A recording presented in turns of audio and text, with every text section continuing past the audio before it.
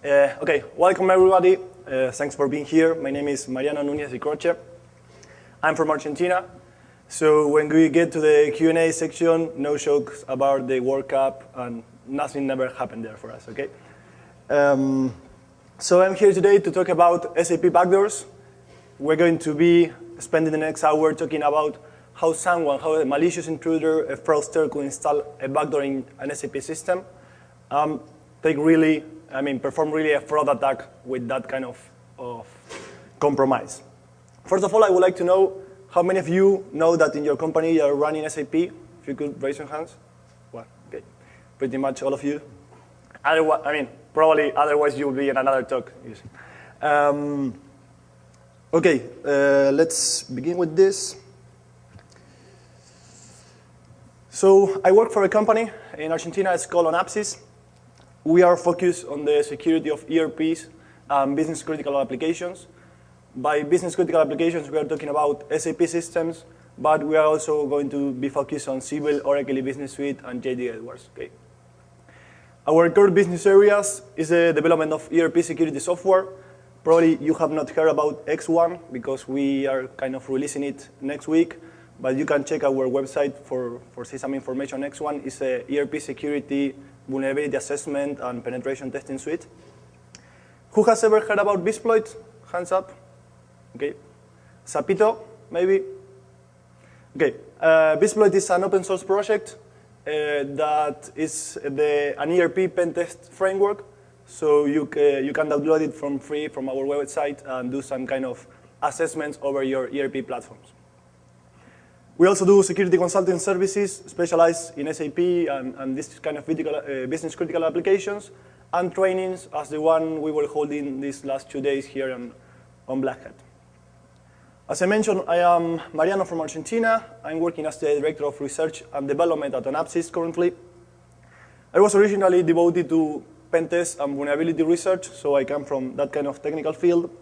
I have discovered some vulnerabilities in critical software and spoken in some conferences around the world. Okay. So this is what we are going to go through in this presentation. We're going to make a quick introduction to SAP systems. Then we're going to see how it's possible for someone to create a ghost user in the SAP user master. We're going to see how backdoors can affect business modules, and how it's possible to backdoor the authentication procedure of an SAP system. And then I'm going to present you a free tool that's called Onapsis Integrity Analyzer that's going to be helping you to prevent this kind or detect this kind of threats. So, what is SAP? SAP is, as you have many hands up, is actually the largest provider of business solutions in the world. So SAP has more than 140,000 implementations around the globe, actually more than 90,000 customers. Okay? More than 90,000 companies in the world are currently using SAP systems. Which kind of company? Usually not very small companies. SAP is used by pretty much every Fortune 500 worldwide company, governmental entities, defense facilities, and they use it not just to make a simple process or something that is not critical. They're running their everyday business process through that systems. Okay? So business process like invoicing, managing sales, managing financial planning, managing human resources, payrolls. So pretty much everything that happens in a company where SAP is deployed goes through that systems. Okay? So that's really critical information. So I guess that if you're in Black Hat, pretty much all of you know what is a backdoor, but this is like just for refreshing. The idea of a backdoor could be defined of some special methods or techniques or tools that are implemented in an information system, usually after an unauthorized compromise, okay, something that is done after a compromise, with the purpose of securing future access to the system and trying to remain undetected. Okay? So that's what we are pretty much going to show today. So what's special about SAP Backdoors? We have been talking about backdoors for several years, pretty much since information systems exist. But the thing is that there was really little, or actually pretty much known public information on how this threat affects SAP systems. Okay, so And you, most than no one, know that the fact that the information is not public, it doesn't mean that it's not being currently exploited, okay? Because you all know that there are a lot of people working in dark places, trying to do malicious activities. So, as I told you before, SAP is like a juicy target for malicious attackers. I'm also trying to make a point with what I think is the biggest misconception in the SAP security world. SAP security is usually considered a synonym of segregation of duties. Okay? When you talk about SAP security to one of your colleagues at your company, he's going to probably tell you that, yes, we do roll some profiles, we manage user authorizations.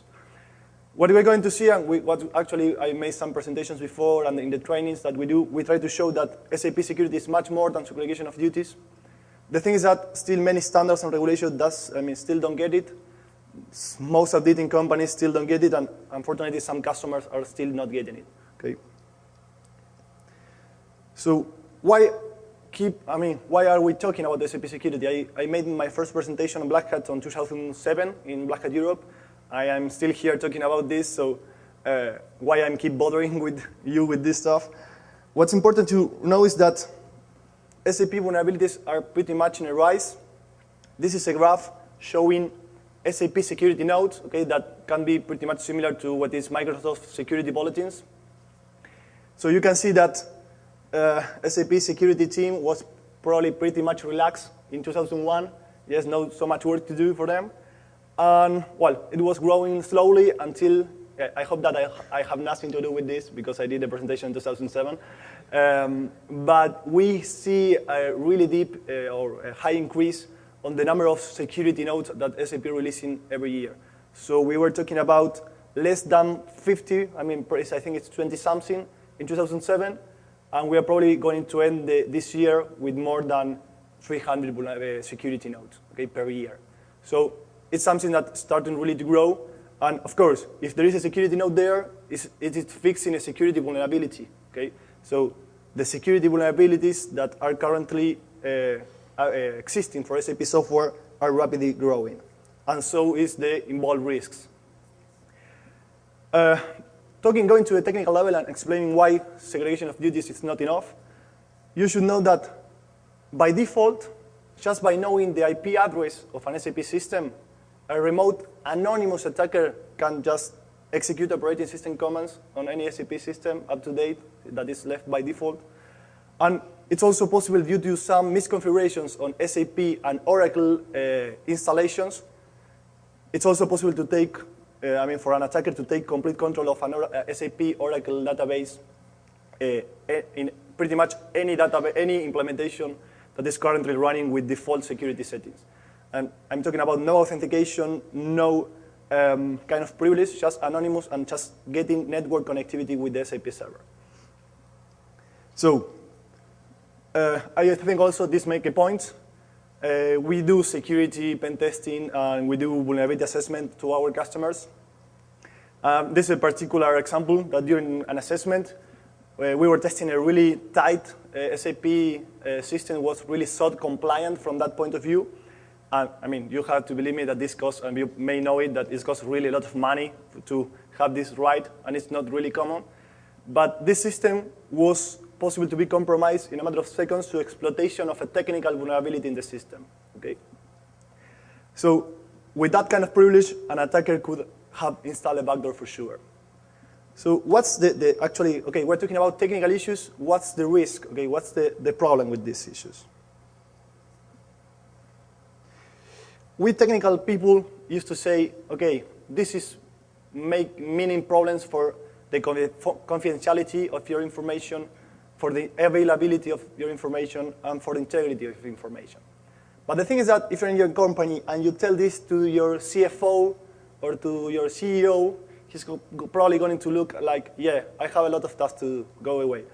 So I think it's a matter of communications, just to try to speak their language, okay? So we can say pretty much the same things with a different word. So if we are talking about confidentiality, we are talking about espionage attacks. We're talking about availability. We're talking about sabotage attacks. And integrity, we're talking about fraud. Okay? So maybe the CFO will now pay a little more attention to you. And it's actually not about scaring no one.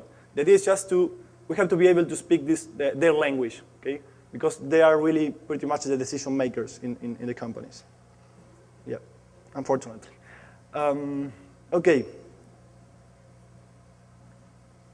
So I told you before that for someone, well, you know that for someone to install a backdoor in a system, he has already compromised it, okay? So all the things that we're going to be looking at today is what an attacker that has already compromised an SAP system, which techniques he can use to backdoor it.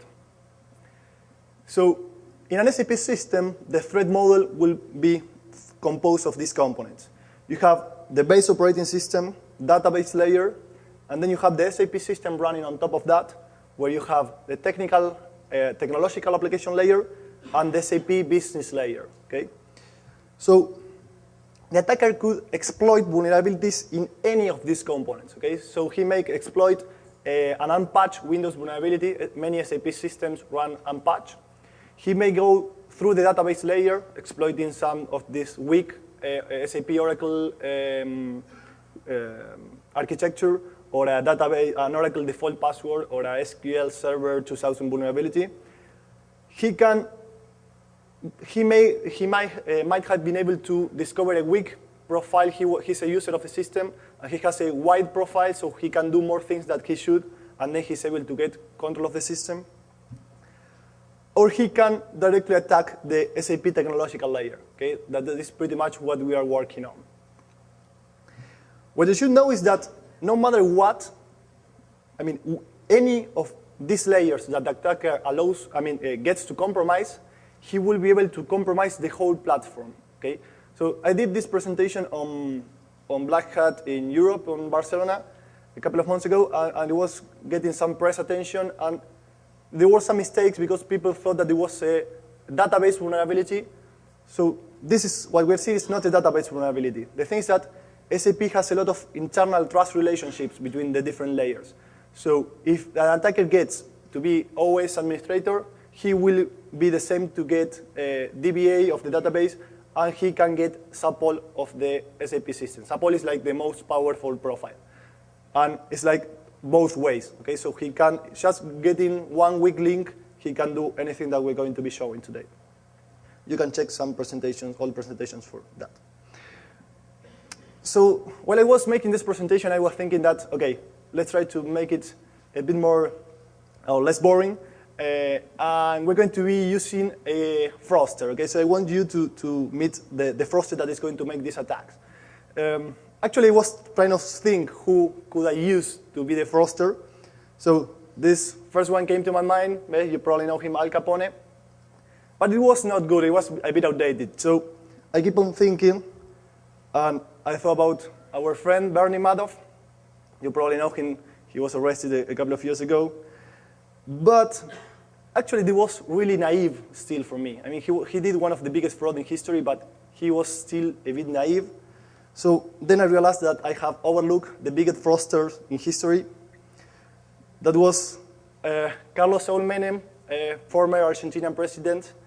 That it's really, really the best criminal I've ever get to know of. Maybe you will know him because he's from Argentina. Maybe you know his brother. So you see that in Argentina we're kind of ruled by monkeys. So they're pretty much the same. So okay, Menem is going to be with us in all these slides and helping and serving as the froster. Okay. So let's talk about the first practical issue, and it's the possibility of someone installing a ghost user in the SAP system. And it's going not to be as happy as that one. So before talking about this, if you're not used to the SAP world, you should get some basic concepts. The first thing you should know is that you as a user, connect to your SAP system through a special program that is called SAP GUI. Okay? It's the SAP client to connect to the server. In order to connect, you have to specify access credentials. So you have to specify which client is. It's a number that is a logical independent unit in the system. But for this, you can see it as just a number that you have to specify. Then you have to specify your username and your password. Okay? So then when you log in,